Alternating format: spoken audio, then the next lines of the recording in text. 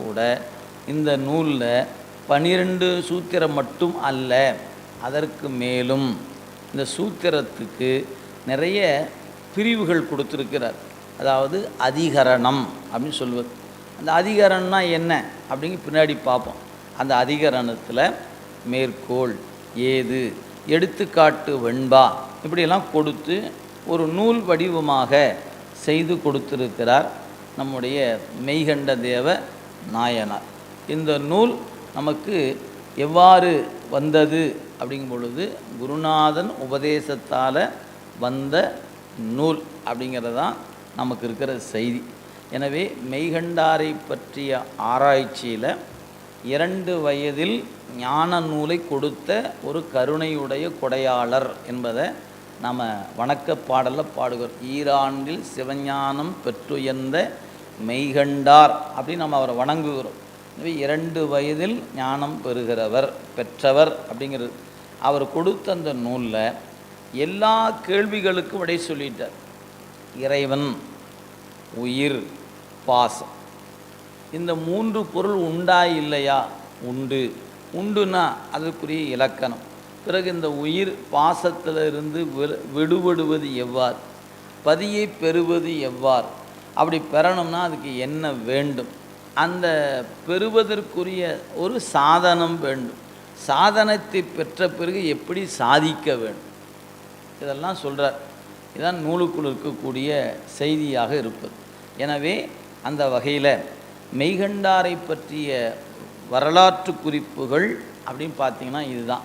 இதில் நம்முடைய பேராசிரியர் பெருந்தகை சென்னியப்பனார் ஐயா அவர்கள் இந்த நூலில் அவருடைய அவதாரத்தை பற்றி சில ஆராய்ச்சி நோக்கில் கருத்தை முன்வைக்கிறார்.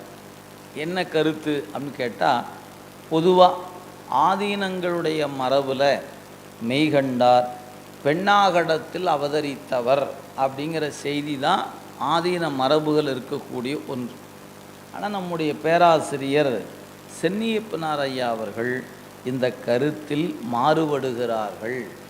எதை கொண்டு அப்படின்னு கேட்டால், நம்முடைய நூல், அதாவது அவர்கிட்ட நேரடியாக பாடம் கேட்ட மாணவர்கள் 49 பேர், அதில் நூல் செய்தவங்க 2 பேர். ஒருவர் அருள்நந்தி சிவாச்சாரியார், மற்றொருவர் மணவாசகம் கடந்தார். இந்த 2 பேருமே ஆசிரியரை குறிப்பிடுகிற பொழுது பெண்ணாகடம் என்கிற குறிப்பில் எங்கேயுமே சொல்லலை. நம்முடைய அருள்நந்தி சிவாச்சாரியார் நம்முடைய அந்த நூலில், அதாவது சிவஞான சித்தியாரில், அது சுபக்கம் பரபக்கம் 2 நூலாக இருக்குது. சுபக்கத்தில் சொல்லும்போது சொல்கிறாரு, மின்னமர் பொழில் சூழ் வெண்ணெய் மேவிவாள் மெய்கண்டான் அப்படின்னு சொன்னார்.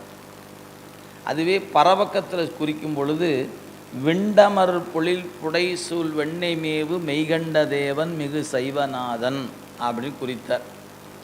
இது ஒரே ஆசிரியர் 2 வகையிலும் குறிக்கும் பொழுது அவரை வெண்ணெய் நல்லூர் அப்படின்னு தான் குறித்திருக்கிறார். அதுவே நம்முடைய 20 இதுவும் அவர் செய்தது தான்.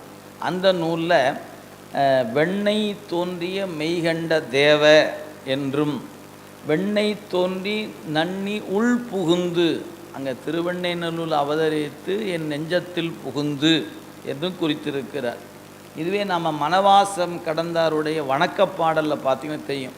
நம்ம பார்த்தோம், பொய் காட்டி பொய்யகற்றி போத ஆனந்த பொருளாம் மெய்காட்டும் மெய்கண்டாய், அதுக்கப்புறம் அந்த பொழில் சூழ் வெண்ணெய் வித்தக, விண்டமர் நல்ல மேகப்பொழில் சூழ்ந்து இருக்கக்கூடிய வெண்ணெய் நல்லூரில் தோன்றிய சதுரப்பாடு உடையவரே வெண்ணெய் மெய்கண்ட தேவ அப்படின்போது வித்தகன்னார். இப்போ அந்த சொல்லும்போது பெண்ணாகடம்ங்கிற குறிப்பு நூல் வகையில் எங்குமே குறிக்கப்படலை. நூல்கள் அனைத்துமே, இப்போ சுபக்கம் பரபக்கம் பார்த்தோம், 20 பார்த்தோம். அதுக்கப்புறம் அவருடைய நூலும் சரி, உமாபதி சிவம் கொடுத்த நூலிலும் கூட வெண்ணெய் நல்லூரை தான் குறித்திருக்கிறார். அவர் அங்கே பெண்ணாகடத்தை குறிக்கலை. எனவே இது ஒரு கருத்து, இது நூல் வழியாக. இன்னொரு கருத்தை நம்முடைய ஆசிரியர் ஐயா முன்வைக்கிறாங்க. என்ன காரணம் அப்படின்னு கேட்டால், தமிழகத்தில் ஒரு மரபு உண்டு. அதாவது ஒரு குழந்தை பேற்றுக்குரிய காலம் வாய்க்கின்ற பொழுது முதல் குழந்தை பெற்றோருடைய இல்லத்தில் பிறத்தல் என்பது தமிழகத்தில் இருக்கக்கூடிய ஒரு மரபு. நம்முடைய மெய்கண்ட தேவ நாயனாருடைய தாயாருடைய ஊர் திருவெண்ணைநல்லூர். எனவே அவர் வெண்ணைநல்லூரில் தான் அவதரித்திருக்க வேண்டும் என்பது ஒரு கருத்து. அப்போ இந்த பெண்ணாகடத்தில் அவர் வீடு இருக்கிறது, அங்கே அச்சுத கலப்பாளர் மேடுன்னு இருக்குது, மெய்கண்டாருக்கு ஒரு கோயிலும் இருக்கிறது. திருவெண்ணைநல்லூரில் அவருடைய சீவ ஒடுக்கம் இருக்கிறது, அவதரித்ததுக்கு அடையாளமாக இல்லம் இருக்கிறது. ரெண்டுமே இன்றைய நிலையில் திருவாவடுதுறை ஆதீனத்தின் உடைய அவங்க கோயிலாக ரெண்டுமே இருக்கிறது. அப்போ இந்த இடத்துல ஒரு கருத்து முரண்பாடு நிற்கிறது. அவருக்கு மெய்கண்டாருக்கு கோயில் இங்கே வச்சுருக்கிறாங்க, இங்கே பிறக்கலைன்னு நீங்கள் சொல்கிறீங்க அப்படின்னு ஒரு கேள்வி இருக்கும். ஆனால் நூல் எங்கேயுமே பெண்ணாகடம் என்று குறிக்கப்படலை அப்படிங்கிறது தெளிந்த செய்தி. எந்த நூல் எடுத்தாலும் அவரை வெண்ணைநல்லூரோடு இணைத்து குறித்திருக்கிறார்களே ஒழிய பெண்ணாகடம் என்ற குறிப்பில் குறிக்கப்பெறவில்லை. இப்போ நம்ம சொன்ன மரமும் ஒருவாறு தாய் வீட்டில் போய் முதல் குழந்தைக்கான காலம் என்பதனால அதுவும் பொருத்தமாகவே இருக்கிறது. சரி, அப்போ இது தான் ஆசிரியர் ஐயா கொடுத்துருக்கிற கருத்து. நம் பேராசிரியர் சென்னியப்பனார் ஐயா கொடுத்த கருத்தில் அவர் திருவெண்ணைநல்லூரில் அவதரித்தவர் என்பதே ஐயாவுக்கு உடன்பாடான செய்தி. சரி, இப்போ ஆதீன மரபுகளில் பெண்ணாகடத்தில் அவதரித்து வெண்ணைநல்லூரில் உபதேசம் பெற்றார்னு சொல்கிற கருத்தை கொண்டு இருக்கிறாங்க. இப்போ இதை எப்படி சமாதானம் ஆவது? ஒரு மனதுக்குள்ளே ஏதாவது ஒரு கருத்தில் வந்தால் இப்படி இது ஒரு நாமளாக சொல்லிக்கிறது தான், நூல்லாம் இல்லை. நூலில் அவர் ரெண்டு கருத்து இருக்குது. அந்த வகையில் அவர் எப்படி நம்ம சுந்தரமூர்த்தி சுவாமிகள் தேவாரம் சொல்லும்போது சொல்வார், திருவடியை மறவாத அன்பை நான் பெற்றேன், எப்போ பெற்றேனோ அப்போ தான் பிறந்தேன்னாரு. அந்த பிறந்த நாள்னு கேட்டால் நம்ம எல்லாரும் மருத்துவமனையில் பிறந்த நாளை தான் பிறந்த நாள்னு சொல்லுவோம். ஆனால் சுந்தரமூர்த்தி சுவாமி சொன்னாங்க, உன் திருவடி மறவாதிருக்கிற வாய்ப்பை எப்போது பெற்றேனோ அன்னைக்கு நான் பிறந்தேன்னார். மற்று பற்றெனக்கின்றி நின் திருப்பாதமே மனம் பாவித்தேன், பெற்றலும் பிறந்தேன். இது திருவடி மனம் பாவித்தலை பெற்றேன், எப்போ பெற்றேனோ அப்போ பிறந்தேன். அப்போ அதுக்கு முன்னாடி இருந்ததெல்லாம் பிறவா நாளில் தள்ளி வச்சுக்குங்கப்பான்னு என் அப்பர் சாமி சொல்லிட்டார் இல்லையா, பெரும்பற்ற புலியூரானை பேசாத நாளெல்லாம் பிறவா நாளே. எனவே அந்த நாட்களை பிறவா நாளில் வச்சுக்குங்க. என்னைக்கு பிறந்தேன்னு கேட்டால், என்னைக்கு குருநாதனுடைய இறைவன் திருவடியை வணங்குற பேறு பெற்றேனோ அன்னைக்கு பிறந்த நாள். இது சுந்தரமூர்த்தி சுவாமி சொல்கிற கணக்கு. அந்த கணக்கை வச்சுக்கிட்டு இவங்க கொஞ்சம் அமைதிப்படுத்தி பார்த்துட்டோம்னா நம்ம ஐயாவுடைய கருத்தை முன் வச்சாச்சு. இப்போ ஆதீனங்களில் சொல்லப்பெறுகிற கருத்தில் எப்படி ஒரு அமைதி பெறுவது அப்படின்னு கேட்டால், அவர் பிறந்தது பெண்ணாகடம், அவர் உபதேசம் பெற்றதுனால வெண்ணைநல்லூர். எனவே ஆசிரிய பெருமக்கள்லாம் வெண்ணைநல்லூர் தோன்றிய என்பது உபதேசத்தின் அடிப்படையில் குறித்திருக்கிறார்கள் அப்படின்னு ஒரு அமைதியாக வச்சுக்கலாம். இது ஆராய்ச்சிக்குரியது. இந்த ஆராய்ச்சியில் விடை தெரியும். ஏன்னா மிகப்பெரிய இன்றைக்கி இவர் அவதரித்தது 13ஆம் நூற்றாண்டின் நிறைவு பகுதி, 13ஆம் நூற்றாண்டு கடைசியில். இன்றைக்கி நாம் 21ல் இருக்கிறோம். ஏறத்தாழ நீங்கள் அப்படி கணக்கு போட்டு பார்த்தா ஒரு 800 ஆண்டு கால ஆராய்ச்சி.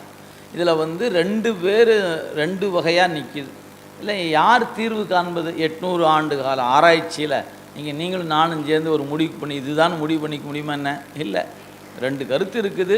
உங்களுக்கு எது உங்களுக்கு ஏற்புடையதோ நீங்கள் வைத்து கொள்ளலாம் அப்படின்னு முடிவை விட்டுட்டு, எனவே இதில் அவதாரத்தில் ஒரு சிக்கல் இருக்கிறது. இது நம்ம தெரிந்து கொள்ளணும் ஒரு செய்தி. அடுத்தது, இவர் கொடுத்திருக்கிற அந்த நூல் சிவஞான போதம் என்கிற நூல். இந்த நூல் பற்றிய குறிப்பை சொல்லும்பொழுது இவருடைய காலம் நமக்கு 13ஆம் நூற்றாண்டினுடைய பிற்பகுதி அப்படின்னு சொல்கிறீங்களே, எதை வச்சு சொல்கிறீங்க அப்படின்னு கேட்டால், நமக்கு சங்கற்ப நிராகரணம் அப்படின்னு உமாபதி சிவம் செய்த நூல் இருக்கிறது. அந்த நூலில் இவருடைய காலம் ஏறத்தாழ 1235 என்று ஒரு குறிப்பு. அதாவது அந்த கணக்கு சொல்லுகிற பொழுது ஒரு 1235 1313 இருக்கலாம் அப்படின்னு ஒரு கணக்கு குறிப்பிடுகிறார்கள். எனவே அந்த வகையில் இவருடைய காலத்தை ஒருவாறு நமக்கு ஆராய்ச்சி பண்ணியவர்கள் தெளிவாக சொல்லும்போது 1232 அந்த காலம்தான் இருக்கணும் அப்படின்னு குறித்திருக்கிறார்கள். இது மெய்கண்ட தேவநாயனாரை பற்றிய குறிப்பு, நூல் வடிவத்தில் நமக்கு உணர்த்தப்படுகிற குறிப்பு. சங்கற்ப நிராகரணத்தும் பாடப்பட்ட காலம். சங்கற்ப நிராகரணம் அப்படிங்கிற நூல் பாடப்பட்ட காலம் 1313. இவருக்கு முன்ன குருநாதர்னு போகும் பொழுது அந்த காலம். எனவே ஒரு தோராயமாக அப்படி நம்ம வைத்து கொள்ளலாம் என்பது ஆராய்ச்சியில் இருக்கக்கூடிய ஒன்று. இவர் கொடுத்த சிவஞான போதம் அப்படிங்கிற நூலை பற்றி அடுத்த சிக்கல். நீங்கள் மெய்கண்டார அணுகி சென்றோம் என்றால் வரலாற்றில் சிக்கல் இல்லை. ஆனால் அவதரித்த இடத்துல இரு கருத்துக்கள் இருக்கின்றன அப்படின்னு நம்ம வைத்து கொள்ளலாம். ஒன்று பெண்ணாகடம், மற்றொன்று திருவெண்ணெய்நல்லூர். ரெண்டுமே தேவாரத்தினால் போற்றப்பெற்ற தலம், ரெண்டுமே திருவருள் சம்பந்தப்பட்ட தலம். நமக்கு அதில் எந்த குறையும் இல்லை. ஆனால் குறிப்புகளில் இந்த 2 வகையான குறிப்புகள் இடம்பெறுகின்றன அப்படின்னு பார்த்தோம். அடுத்தது இவர் தந்த நூல் சிவஞான போதம். இந்த சிவஞான போதத்தை ஆதீன மரபுகளில் எந்த ஆதீனங்களாக இருந்தாலும் அவங்க பின்பற்றுகிற மரபு எப்படி இருக்கிறது அப்படின்னு பார்த்தீங்கன்னா, இது மெய்கண்டார் வடமொழியிலிருந்து மொழிபெயர்த்தார் அப்படிங்கிற கருத்தை முன்வைக்கிறார். மெய்கண்டார் வடமொழியில் ரௌரவ ஆகமம் என்று ஒரு ஆகமம், அந்த ஆகமத்தில் பாவ விமோச படலம் அப்படின்னு ஒரு படலம், அந்த படலத்தில் இருக்கக்கூடிய சூத்திரங்களை மெய்கண்டார் மொழிபெயர்த்தார் அப்படிங்கிற ஒரு கருத்தை ரொம்ப ஆணித்தரமாக இன்னைக்கு வரைக்கும் கருத்தை மாற்றிக்கொள்ளாமல் இது பின்பற்றப்படுகிறது. ஆனால் இது உண்மையா அப்படிங்கிற ஆராய்ச்சியை எடுத்துக்கொண்டால் நம்மை போன்று இருப்பவர்களுக்கு இதில் உடன்பாடு இல்லை. ஏன் இல்லை அப்படின்னு கேட்டால், அதில் மறைமலை அடிகளார் இந்த கருத்தில் மாறுபடுகிறார். அதுபோல் பின்வந்தவர்கள் பல பேர் இருக்கிறாங்க, பெரியவர்கள் நிறைய பேர் இருக்கிறாங்க. அதில் அருணை வடிவேல் முதலியார் அவர் சித்தாந்த ஆராய்ச்சிகள் நிறைய நூல் செய்திருக்கிறவர். அவர் அந்த கருத்தில் மாறுபடுகிறார். காசு பிள்ளை அவங்க இந்த கருத்தில் மாறுபடுகிறாங்க. அதுக்கப்புறம் பாலசுப்பிரமணியம் அப்படின்னு ஒருத்தர், அவரும் நல்ல அறிஞர், அவரும் இந்த கருத்தில் மாறுபடுகிறார்கள். இப்படி பல பெருமக்கள் மெய்கண்டார் மொழிபெயர்த்தார் என்பதில் உடன்படல். அப்போ இதில் ஒரு என்ன சிக்கல் அப்படின்னு பார்த்தீங்கன்னா, அந்த ஆதீன மரபுகளில் இது மொழிபெயர்ப்பு நூலே என்று இன்று வரை, இப்போ நீங்கள் ஆதீன புத்தகம் எடுத்து படித்தீங்கன்னா மெய்கண்டார் இந்த ஆகமத்தில் இன்ன படலத்தை மொழிபெயர்த்தார் என்று தான் இன்றைக்கு வரைக்கும் சொல்லிகிட்டு இருக்கிறாங்க. ஆனால் அதில் பொருத்தம் ஆராயக்கூடிய ஒன்று. நம்மளை போன்று இருப்பவங்களுக்கு ஆராய்ச்சியெல்லாம் முடித்தாச்சு, நமக்கு தனித்தமிழ் நூலே என்பதுதான் நம்ம கருத்து. அதற்கு ஒரு அறிஞர் ஒருத்தர், இந்த பாலசுப்பிரமணியம் என்று சொல்லக்கூடிய பெருமகனார் சென்னையில் ஒரு, அதாவது சைவ சித்தாந்த நூற்பதிப்பு அப்படின்னு சொல்ல, சைவ சித்தாந்தத்தினுடைய 100 ஆண்டுகளை கடந்து நிற்கக்கூடிய அமைப்பு. அந்த அமைப்பின் வழியாக அவர் ஒரு நூல் செய்யும் பொழுது அந்த நூலில் 120 காரணங்களை மேற்கோளாக அடுக்கிறார். என்னென்ன காரணத்தினால் இது மெய்கண்டார் செய்த நூல் அப்படின்னு. ஏன் மொழிபெயர்ப்பு நூலுக்கும் முதல் நூலுக்கும் வேறுபாடு உண்டு அப்படின்னு அவர் பல காரணங்களை சொல்லி 120 காரணங்களை மேற்கோளாக கொண்டிருக்கிறார்.